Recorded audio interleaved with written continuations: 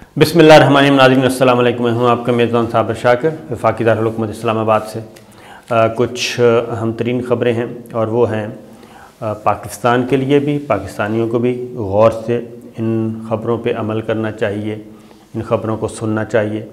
और बाकी रह गया जी पड़ोसी मुल्क भारत, और मर्ज़ है कोरोना का। ये कोरोना का लफ्ज़ सुन के आप ये ना समझिएगा कि ये एक मामूल की वीडियो है। मामूल की वीडियो नहीं है जनाब। इंडिया में एक इंतहाई ख़तरनाक वायरस आ चुका है, इंतहाई ख़तरनाक वायरस। और इस ख़तरनाक वायरस ने भारत में किस हद तक तबाही मचाई है वो मैं आपको बता देता हूँ। और उसमें साबिक़ वज़ीर-ए-आज़म मनमोहन सिंह हॉस्पिटलाइज हो चुके हैं। कांग्रेस के रहनुमा राहुल गांधी, इंदिरा गांधी के बेटे नहीं राजीव गांधी के बेटे राहुल गांधी, इंदिरा गांधी के पोते, वो भी इस मर्ज़ का शिकार हो चुके हैं। तो वो भी सुन लीजिए। तो सूरत हाल ये है कि इस वक्त इंडिया में एमरजेंसी से भी एमरजेंसी प्लस वाली कैफियत है। और अल जज़ीरा के फ्रंट पेज की ख़बर है कि सिचुएशन जो इंडिया है, इंडिया की सिचुएशन जो है हेल्थ ऑफिशियल्स की तरफ से वो कहते हैं कि जी इंतहाई बैड टू वर्स है, सूरत हाल बेकाबू है। रॉयटर्स क्या कहता है जी? रॉयटर्स की ख़बर है कि India suffers worst day for covid, deaths hospitals overwhelmed. ठीक है जी।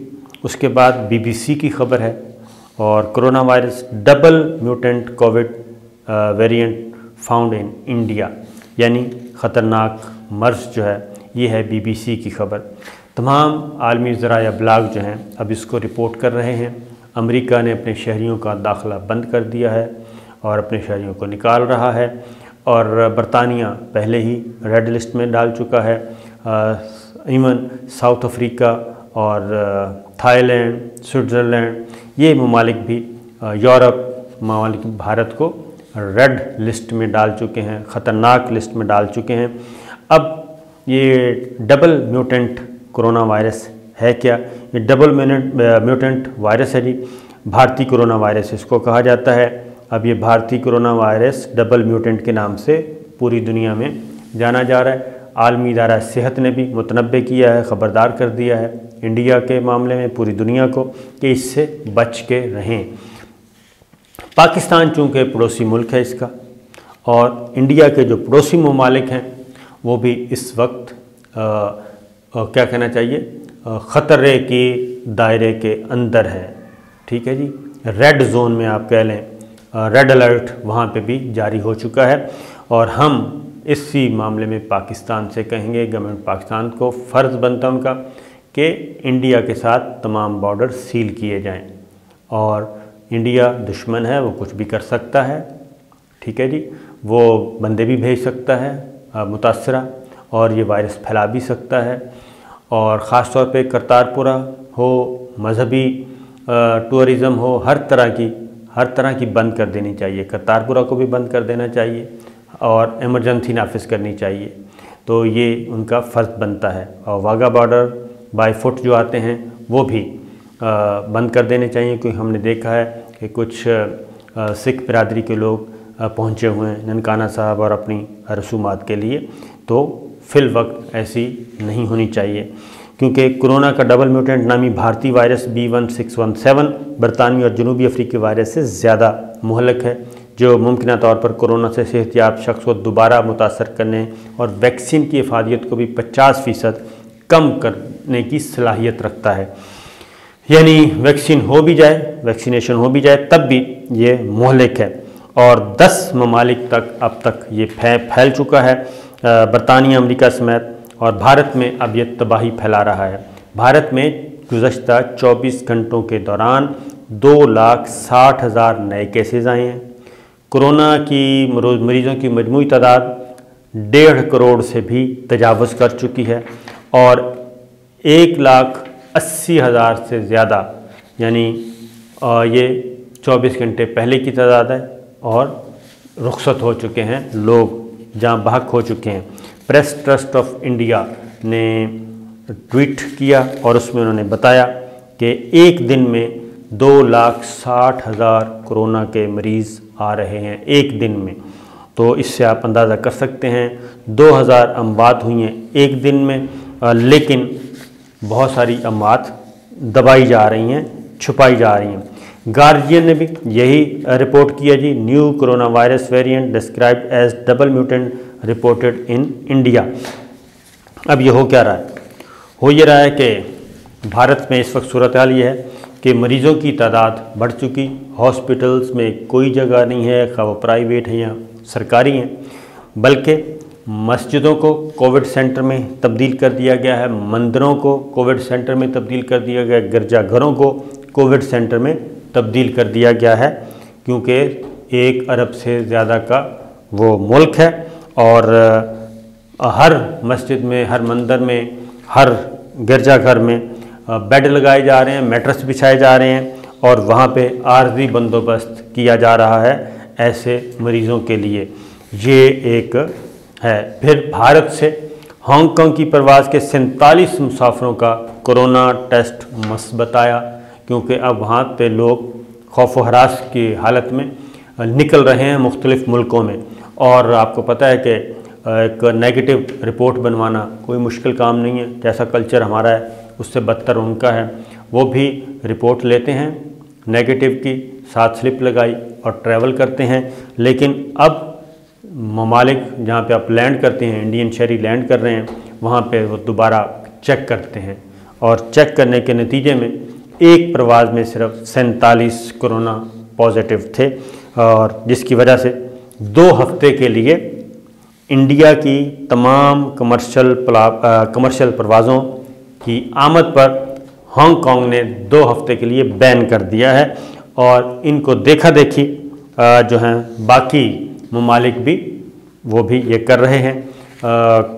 उसके बाद अब डेड बॉडीज़ का मैं बता दूं कि कब्रिस्तानों में जगह कम पड़ गई है, शमशान घाटों में जहाँ पे वो जलाई जाती हैं, जो हिंदू एंड सिख जलाते हैं डेड बॉडीज़ को, वहाँ पे 48 घंटे बाद का नंबर आ रहा है। आज अगर डेथ होती है, बॉडी को जलाना है, तो वो कहते हैं 48 घंटे बाद, यानी कि 2 दिन के बाद आपकी डेड बॉडी को जलाने का की बारी आएगी।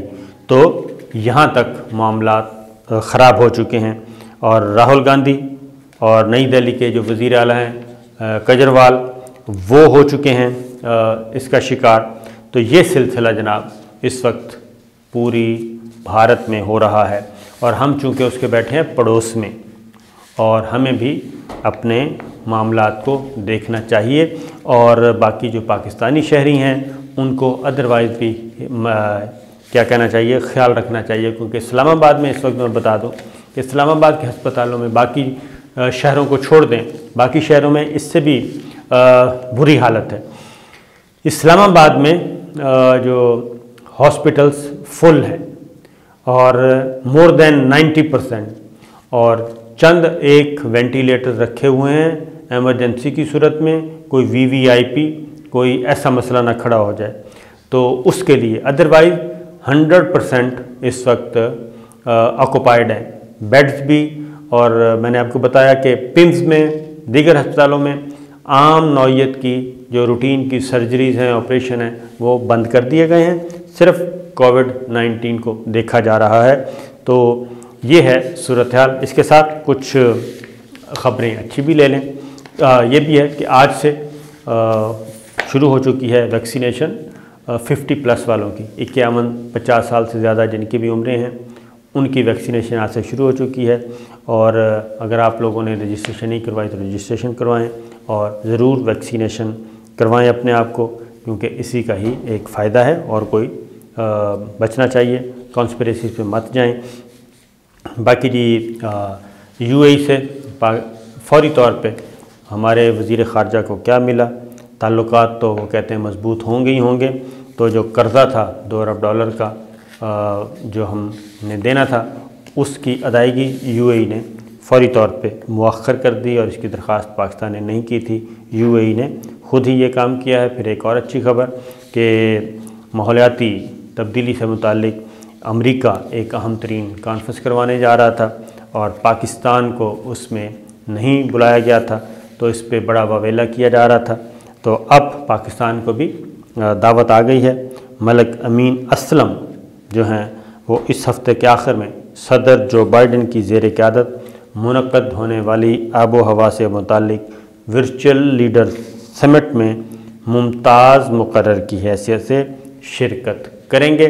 जॉन कैरी ने ये दावत दी है। इसमें बांग्लादेश, हिंदुस्तान, चीन, रूस 40 ममालिक के रहनुमाओं को दावत दी गई है ताकि जो दुनिया भर में इस वक्त आबो हवा की तब्दीली का चैलेंज है उसमें से निपटा जा सके।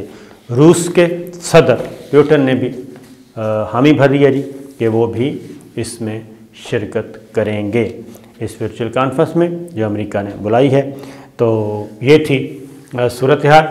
ईरान के दौरे पर शाह महमूद कुरैशी पहुंच चुके हैं वज़ीर ख़ारजा, और ये इम्पॉर्टेंट विज़िट है और इससे काफ़ी चीज़ें बरामद होने का, अच्छी चीज़ें बरामद होने का इम्कान है। और बैकडोर चैनल पे जो सऊदी अरब और ईरान के दरमियान भी मामला चल रहे हैं, तो अगर ये हो जाता है, सऊदी अरब, ईरान, पाकिस्तान अगर एक पेज पे आ जाते हैं, बराह रास्त बैठते हैं, तो ये न सिर्फ रीजन के लिए बल्कि मुस्लिम उम्मा के लिए भी अच्छा मैसेज होगा। और जो मुख्तलिफ़ प्रॉक्सीज़ शुरू कर रखी हैं एक दूसरे मुल्कों के ख़िलाफ़, और जो पैसा जंग व जदल में और एक दूसरे को नीचा गिराने के लिए एक दूसरे पे हमले किए जा रहे हैं, इनडायरेक्टली, प्रॉक्सीज़ का मतलब है इनडायरेक्ट जो हमले किए जा रहे हैं, वो ज़रा एक ख़त्म हो जाएंगे और वही पैसा अपने अवाम पे ख़र्च होगा, जंग व जदल से बच जाएंगे, खून खराबा भी कम होगा। तो ये थी अब तक की इत्तलात। इजाज़त दीजिए, अल्लाह हाफ़िज़।